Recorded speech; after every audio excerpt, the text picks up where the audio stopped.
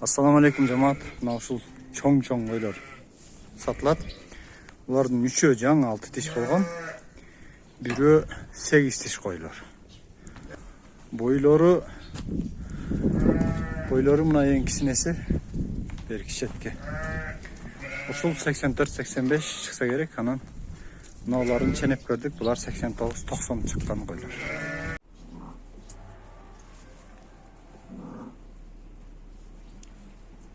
Bu 90 ürüğünde çıkkanda bükböйтür.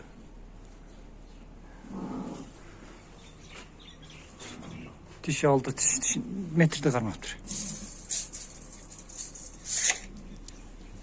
Altı çıkı, koy öyle.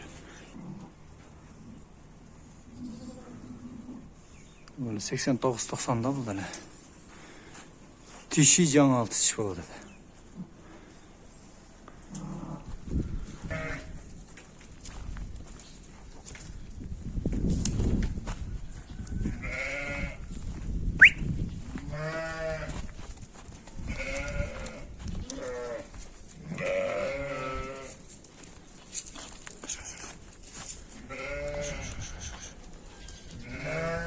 Şunday zor koylar.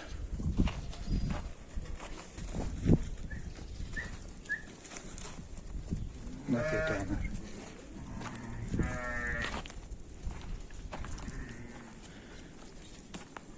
Bağları 65 bin somdan kem var doğanlar. Söyleşiyoruz dağı basın gelişiyoruz. Dostavka uyuşturulat Bişkek geçeyim. Adres Karakolca'da.